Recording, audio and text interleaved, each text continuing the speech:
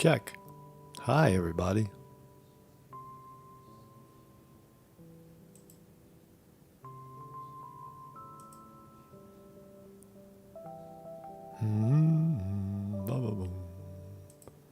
Hi, everybody.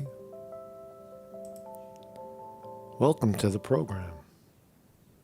Welcome to the program.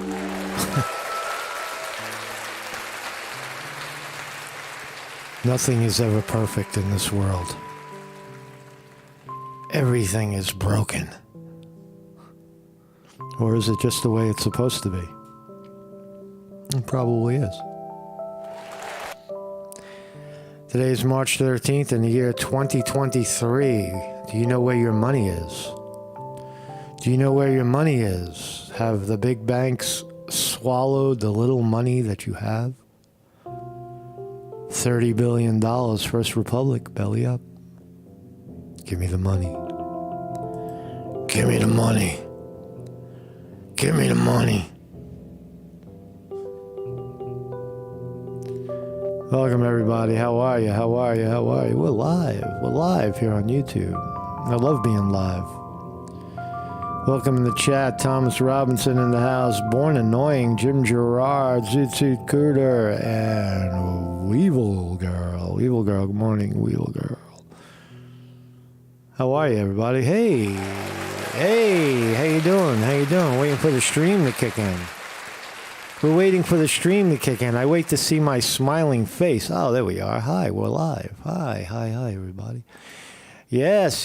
So following the banking story in America and abroad, Credit Suisse over there in Switzerland collapsing, all the banks over here, not all of them, but two regional banks collapsed. And add another one to the fire, add another bank to the fire. First Republic Bank out there on the West Coast, who does a lot of business with wealthier type people, investor, vulture capitalists, I suppose, is in need of some money. And this, I got to tell you, this is unprecedented in my view. I've never seen anything like it, where there was one instance in like 1998 where big banks bailed out another failing bank. So essentially what happened, I had said it earlier. I had said it a few weeks ago that, well, when the two regional banks failed, I had said that their monies and their reach would be redistributed to maybe the four top banks in America.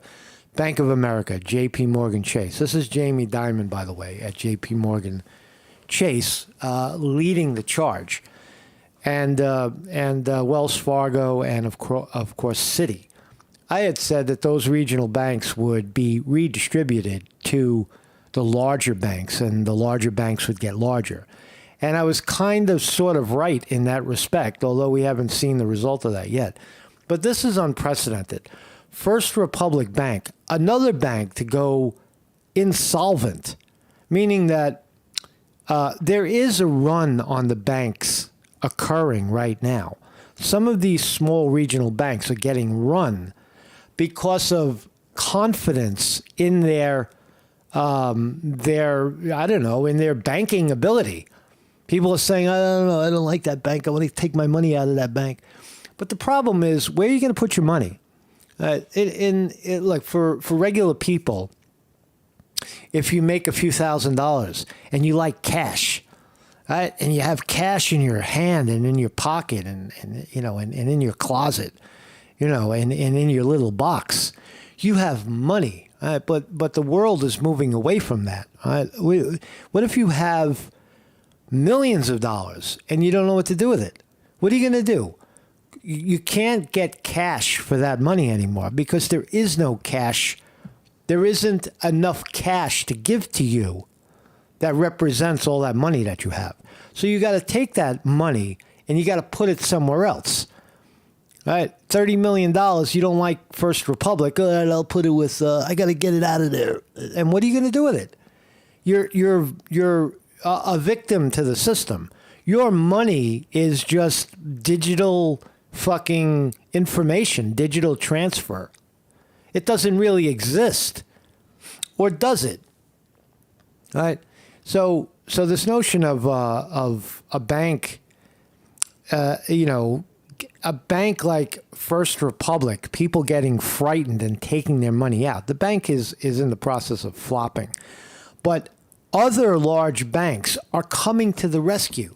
JP Morgan offered $5 billion to save the bank. They raised $35 billion, I believe. Right? And do you think, I'll read a quote. This is a great quote. Not that quote. Talk about that later. We don't know, but Wall Street is hardly known for being a good Samaritan. And if given the choice, banks would have opted to wait until the bankruptcy and pick choice assets for pennies on the dollar. Now, that's the usual behavior of Wall Street. Right? So if you got to ask yourself why you think Wall Street is really giving money, Bank of America, Citigroup, JP Morgan, Wells Fargo, you think they're really pooling together resources just because they're good Samaritans? That's not how it works. They're giving $5 billion, so it's like an insurance policy. It's almost like it's a profit share. We gave you $5 billion. What do we want? Not only do we want our money back, but we want our money back with interest and some other, controlling interest in your bank. That's how it's working right now. So $30 billion flowed into this First Republic Bank. So that's what we're going to talk about. We'll try to understand: are we living in an age of bank collapse? And what does that really mean? Is it even possible anymore in the age of digital currency? The money has to go somewhere. I'm taking my money away from you. Fuck you, bank. And you walk over to his cousin across the street and you give him your money. Because there's nowhere else to put it. You see the conundrum? It's not like you can sit on cash in your house. If you're medium size, or in the illegal sector of the world, you might be able to do that. You might be able to stash some cash. But try to take $5,000 out of the bank and see what they tell you. I'd like to take, I have $20,000 in the bank, and I'd like to take $10,000 out today in cash. They'll tell you, well, you got to call us ahead of time, and we have to drive you through you got to jump through 25 hoops. What are you going to do with the money? Where did you get the money? Or if you try to deposit $5,000 in cash into a bank, see what the bank tells you. You know that? Like if you have a few $1,000s, I think 5,000 is the limit. But what if you had $1 million and you walked into the bank and you tried to deposit it? They would call the federal fucking investigation bureau on you because they think you're a money trafficker or a drug lord or you robbed the bank or something. They'd look for a crime that you committed. How'd you get $1 million in cash? We don't let that happen anymore. So a very, I guess it's like, we're in the future. No one would ever have imagined that we would have arrived at a place where cash is no longer king. Although liquidity is important. But you see the conundrum in banking. Just correct me if I'm wrong. I'm not sure if I'm being clear on this. But the banking system at the lower levels is failing.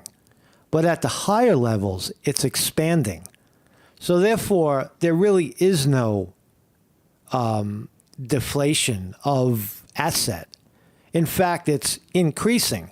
Even if two regional banks in New York flop, and even if Credit Suisse flops, you see how not only is JP Morgan, Wells Fargo, Bank of America, and the rest coming to the rescue with piles and piles and piles of cash, ready to take those clients over, right? But they have I mean, they just have there's enormous strength in the banking industry in certain areas of it. So the little guy is getting, chopped up and eaten.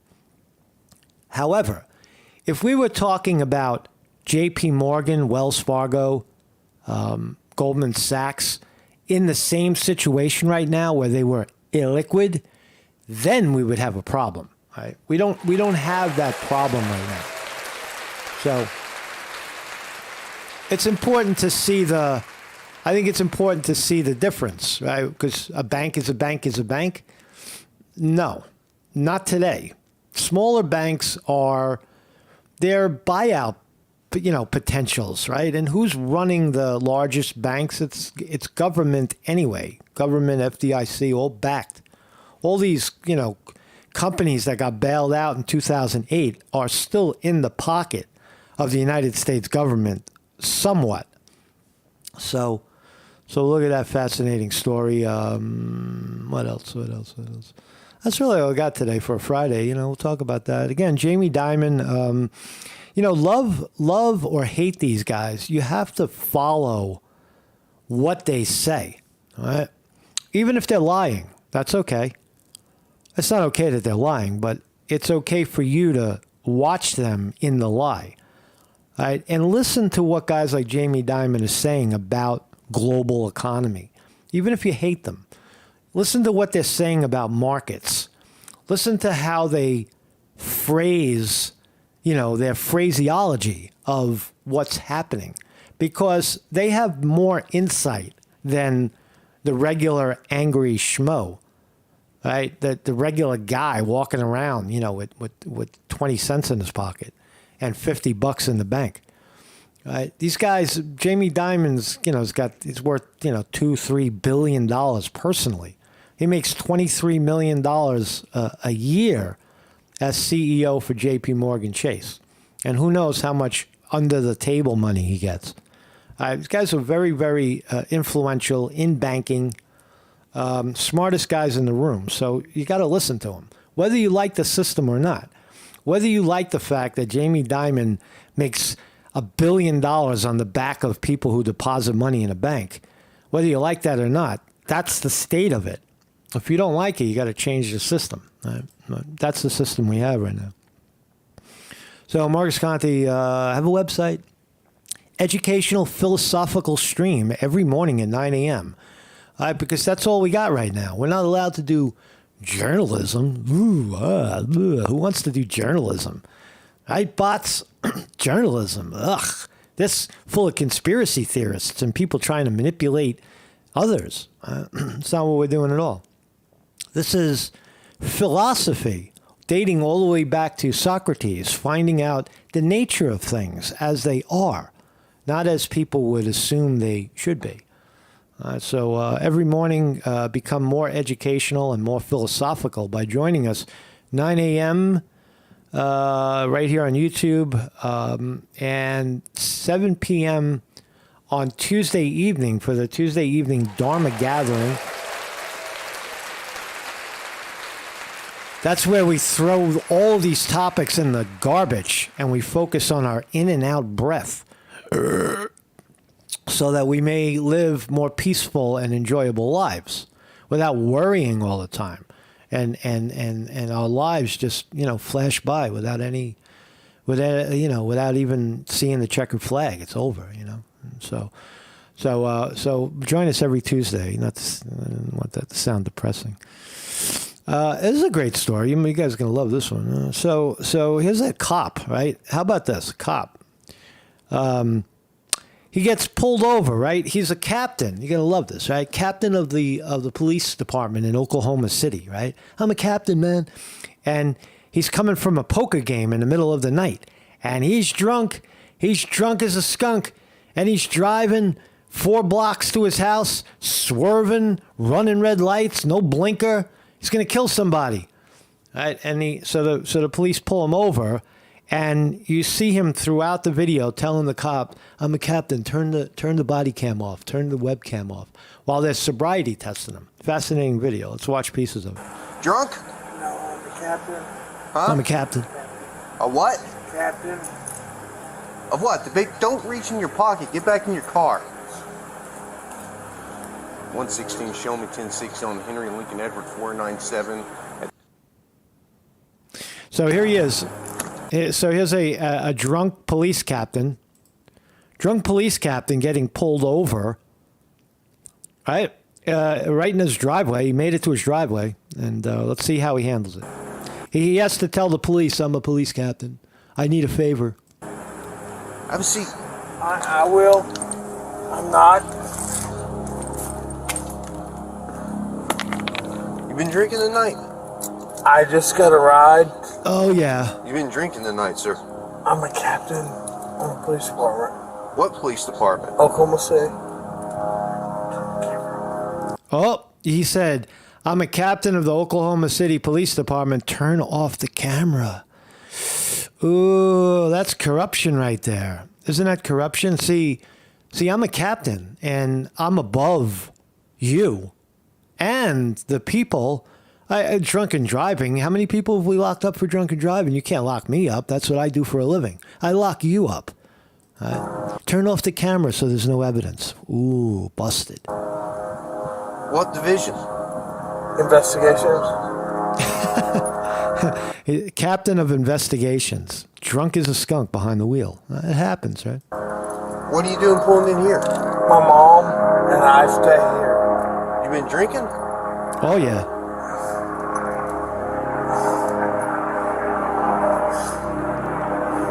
Bang! You're busted, sir. Busted. Get out of the car. Put your hands up.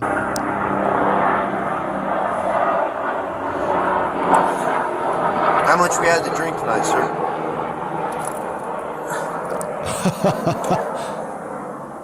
Oh, man. Turn the camera off. Oh, you are fucked. Captain, whatever your name is, Captain French, you're gone. I don't know if he's gone. He's definitely getting DUI, no doubt about that. Huh? Turn the camera I'm off. not turning my camera off. Okay. Go ahead and step out of the vehicle. You gotta be kidding me. Yeah, we're not gonna get a return on it. How much we drink tonight, sir? I was at a poker game. Because you're swerving all over when you turn off here, you didn't use your signal. Swerving all over the road, says the police. Swerving all over the road. I'm sorry.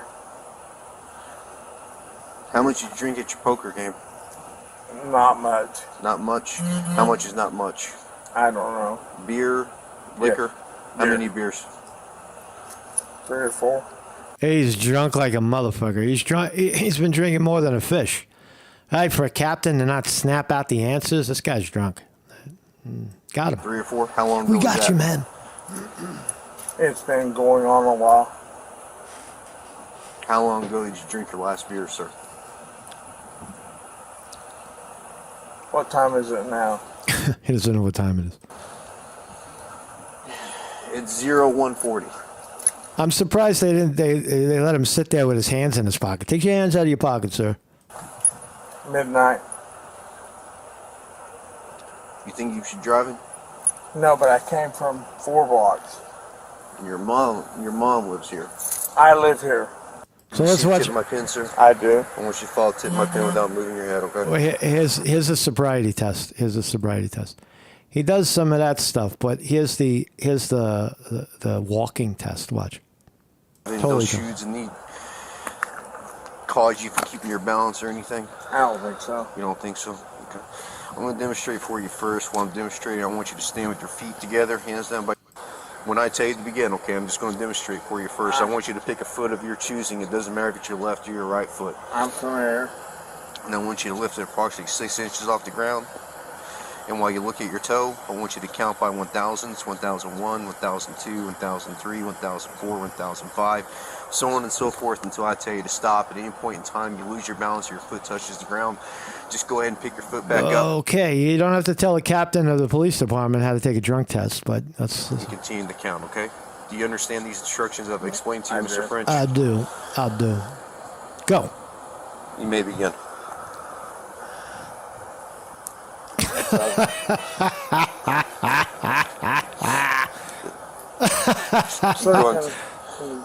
No. Can you turn the camera off? Fuck you. No way, man. You don't ruin the guy's life for it. Somebody said that in the chat. No, that's not what we're saying. He's first of all, he's lying. He's lying about his drunkenness, right? He's a lying cop. Turn off the camera. He's trying to give an order.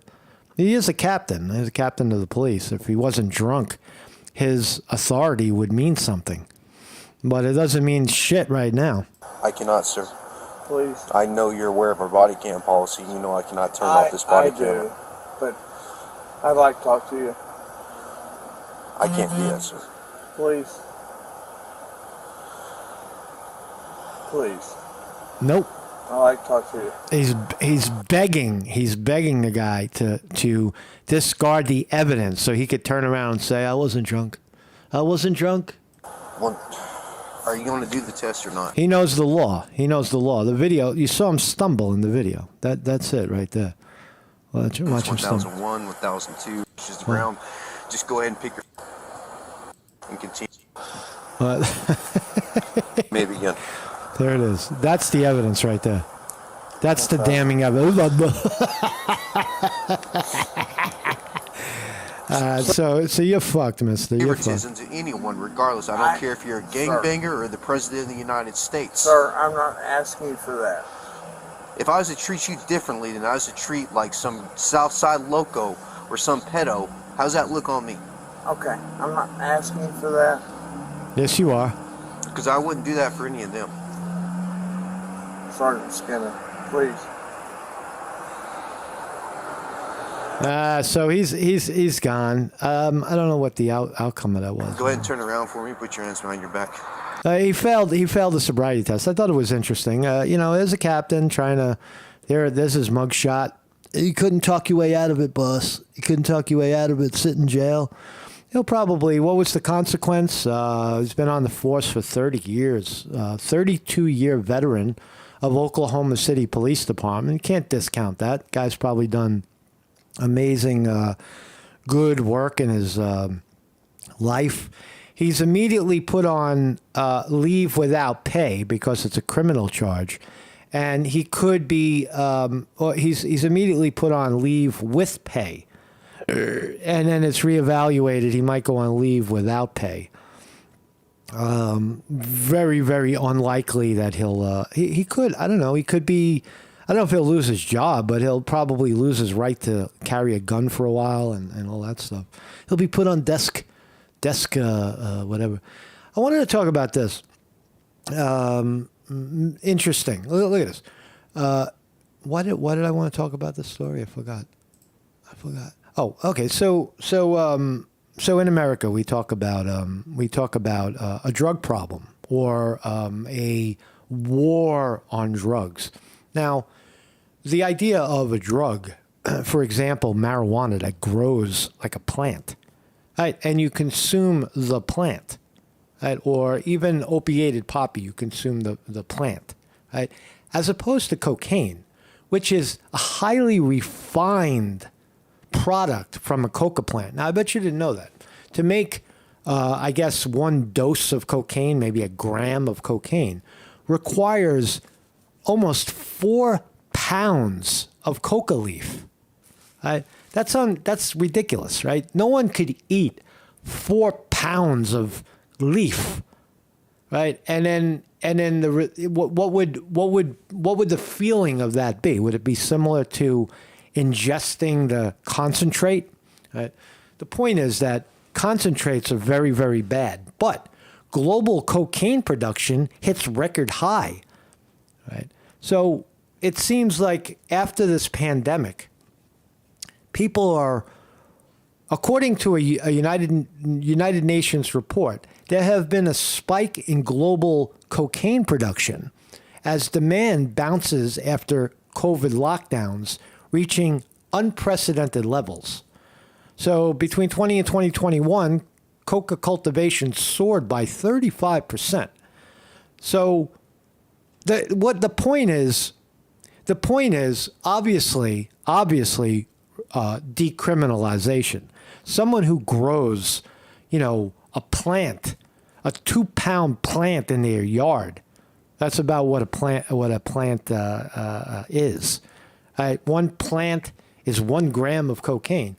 Someone who grows that sort of thing shouldn't be a crime. It's just a plant. It's the jackoffs that take it, refine it, and mix it into something that is not natural. Right? Refining. You see the nature of the drug. So a drug is not a drug is a drug is a drug. Is not true. Right?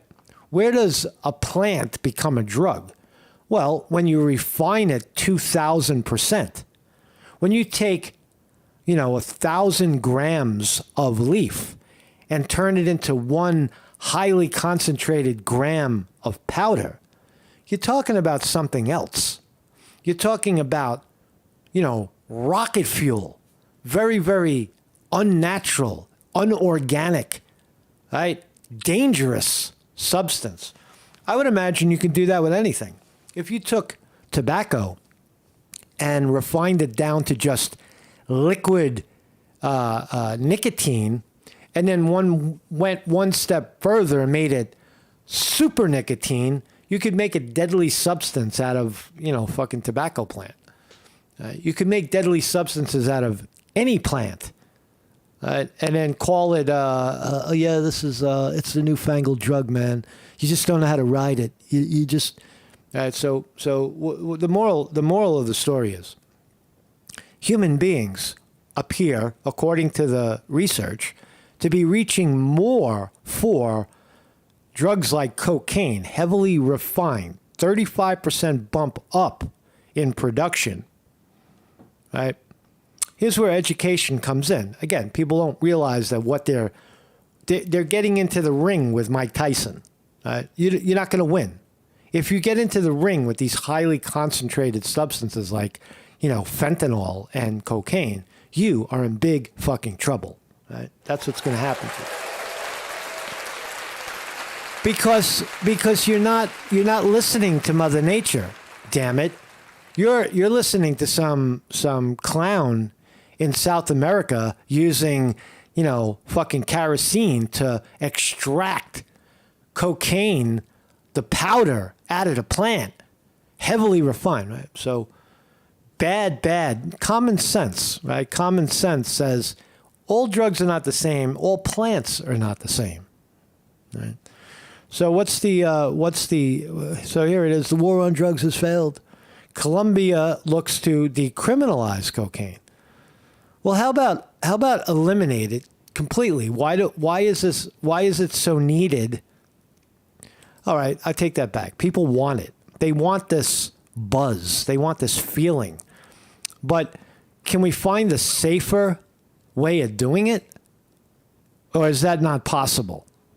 Right? Justin Falzone says nicotine is an insecticide. It can be used. It can be used as an insecticide for sure. But look, we know anybody who's dabbled with cocaine or knows people who have fallen to it know how powerful, and how debilitating and how eviscerated a human being can become. Forget about a sobriety test. This refined product will, have you on the ground for 20 hours looking under a door for people who are not there, or playing peekaboo out the windows, or climbing trees, or talking to aliens, or fucking running down the street away from people who are not chasing you.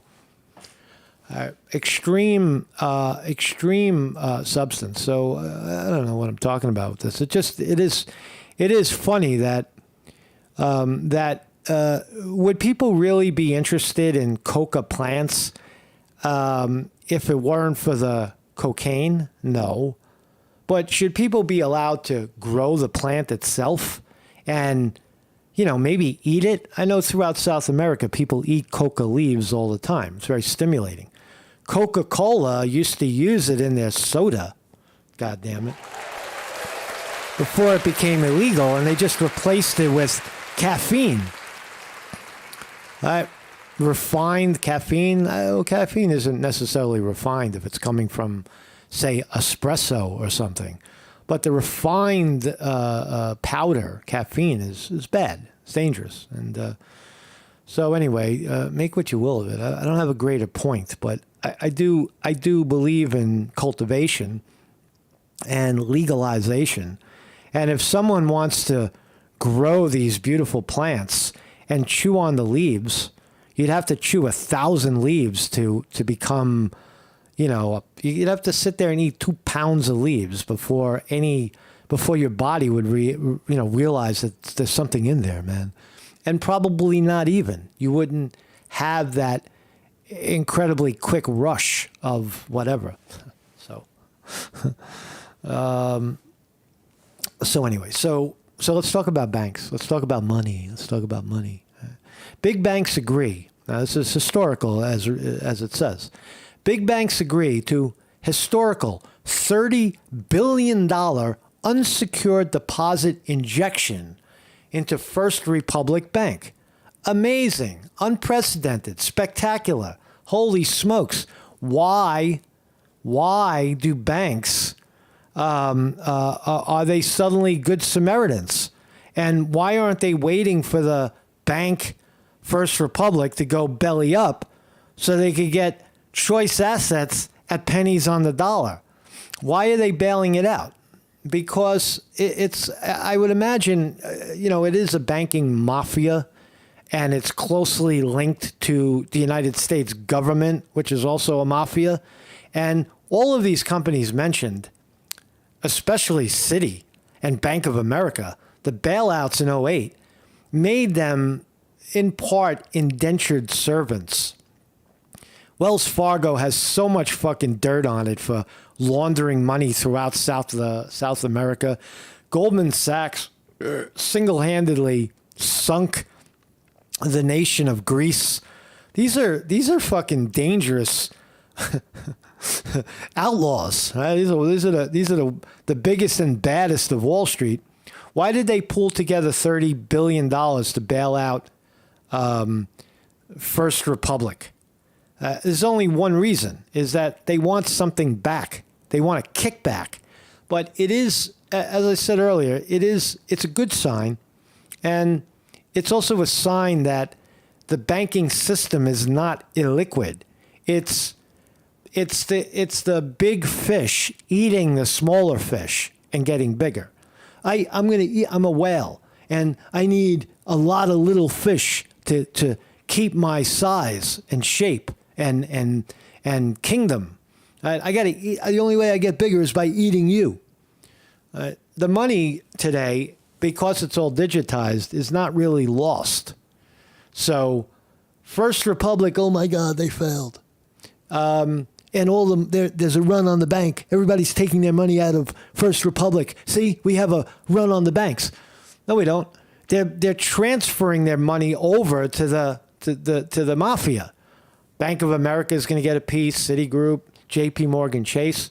Remember, there's Bank of America got like $35 billion in liquidity. Right? Bank of America got this huge bump in liquidity as these regional banks fail, because you got a lot of rich people taking their money out of the failing bank and putting it into what they think of as a safe bank. Right? It's just switching seats on the Titanic. Is the whole thing going down? It doesn't seem to be yet, or at this moment. So you just got to look through the story. I know the headline is bad. First Republic Bank needs money. Credit Suisse needs money. And the other two banks that went belly up last week, I forgot their names already.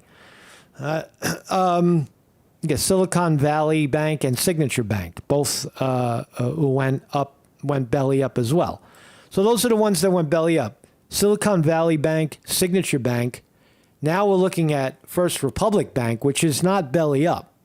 They're going a different way. The banks are taking a financial interest in the bank and showing also their strength, whether it's through government pressure. Hey, man, we bailed you out in 2008. We're not going to give up anything. You're going to give up some of your money, and put it there, and it's less money that we're going to give you, right? Or you're going to give the money to them, and we'll give you more money later, some deal. No one will ever know the deal. But these are the facts.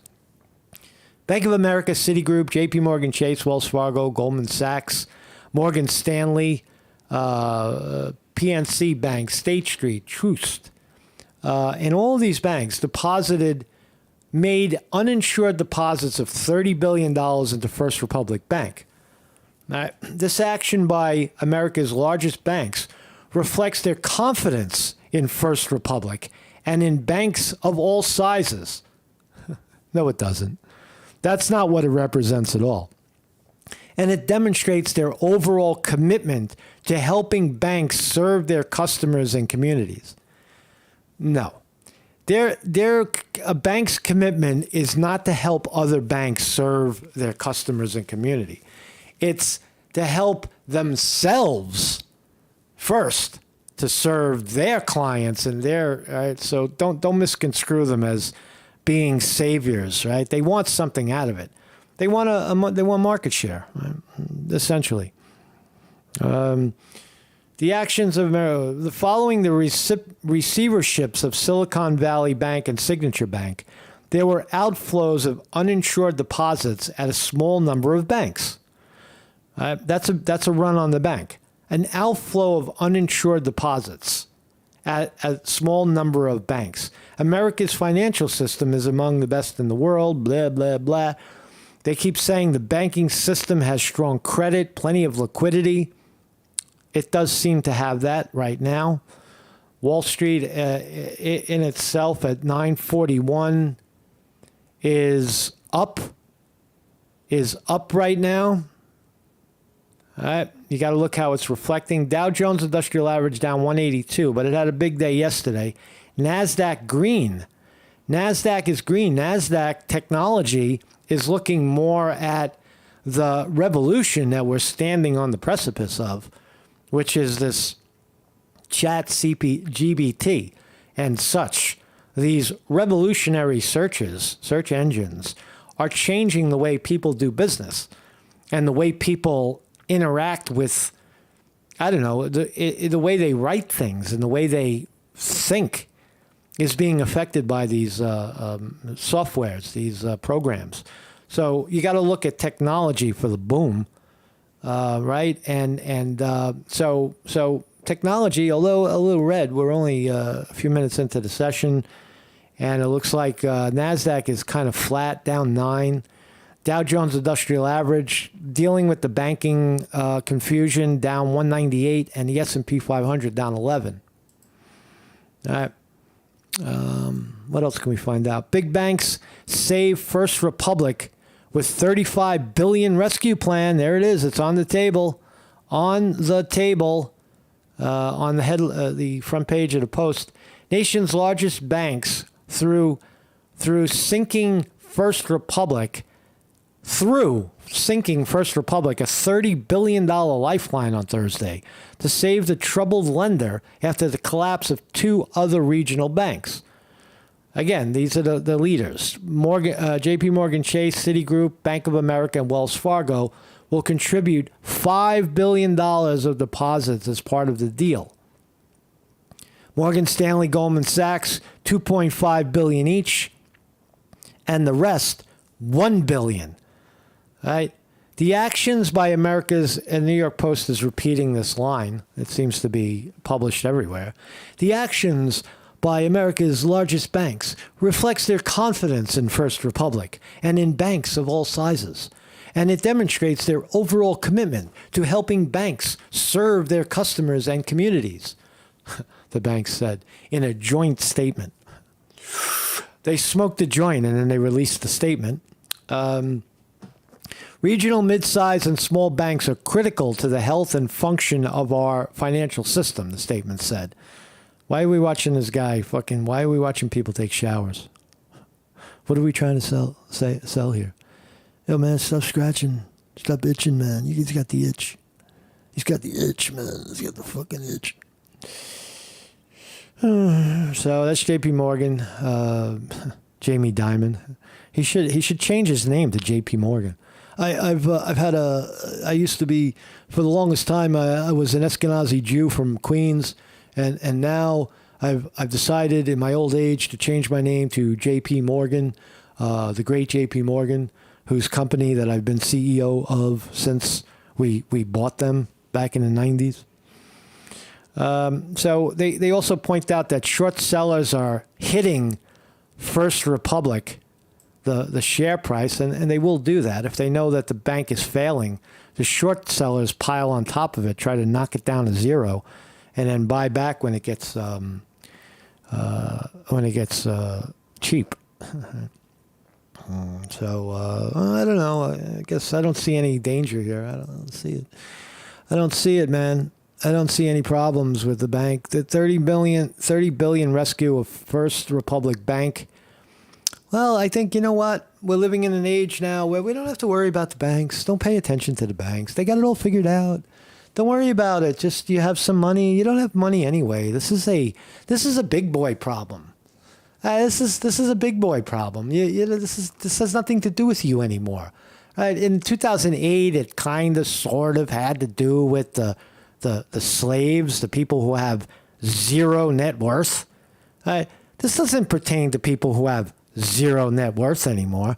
It has to do with people that are upwardly mobile, corporations, venture, vulture capitalists raising money to buy back stocks to make more money that doesn't exist on the back of you who refuses to go to work. Work your ass off until you fucking die. Right? It's a mixed up world, right? It's a mixed up world we live in. You don't even know which is up or down anymore. But anyway, San Francisco lender, First Republic, the share price been sliding. $70 billion Silicon Valley Bank and $70 billion in finance from the big. Again, we're not talking about share price. Stock prices plunge when this happens. Nobody wants, not with Citi or Bank of America or Wells Fargo, but certainly with First Republic got slaughtered. It's already garbage, the stock itself. But that's not what we're talking about. We're not talking about stock investment. We're talking about the assets on the record. We're talking about $100 billion in assets. And the big banks have now, you could say, First Republic, if you take this money, which you don't have a choice, because the government is telling you got to take the money because you can't secure the deposits on receipt. So we're not going to give you shit.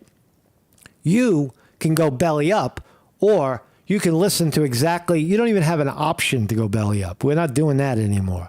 What you're going to do is you're going to take the money from the real mafia that we've been funding since 2008, and you're going to do as you're told. So no worries there. No worries. No worries. You don't have to worry about any of this anymore. Just go back to sleep. Everybody go back to sleep. Meanwhile, in China, let's follow why is China. China's doing the same thing. Not per se because they see a problem, they say. Let's read. China unexpectedly cuts reserve ratio for banks, injecting $73 billion to stimulate economy. See, we're going back to stimulus. The choking the fucking market by raising interest rates is not working anymore. You're hurting people by doing that. You're hurting the banking system by doing it. And China could see it. Excuse me. That's not right to do. I'm sorry I burped in your ear. China is kind of sort of injecting billions into their banking system.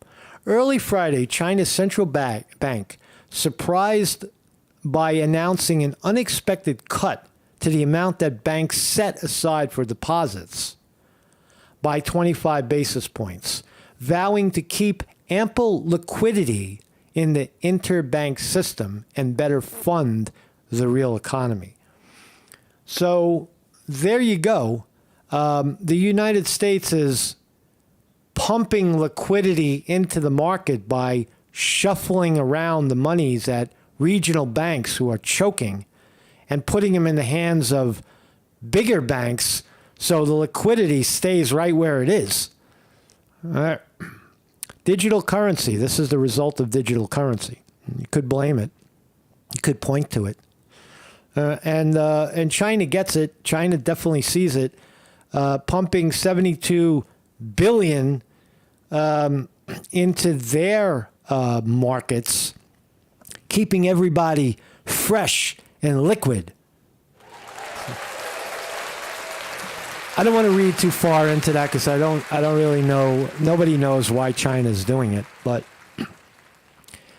China, I would say, watch China and you'll know the way of the world. I guess the elephant in the room is, having said all this, seeing three regional banks and Credit Suisse in Switzerland almost go dead, almost go under because of liquidity problems and runs on their banks. Is the Fed going to change course and stop jacking up the interest rate so people can't pay? Why they're choking the investor? Is that going to stop? Well, we'll find out when Jerome Powell says we're going to up the interest rate only 25 basis points instead of 50, or he's going to say we're going to take a pause on jacking up the interest rate this time. And you'll see the markets bounce back. You'll see a rally, right? A self-invoked rally off the bottom. What's wrong with that? Why not do that? Why not instill confidence in the investor community?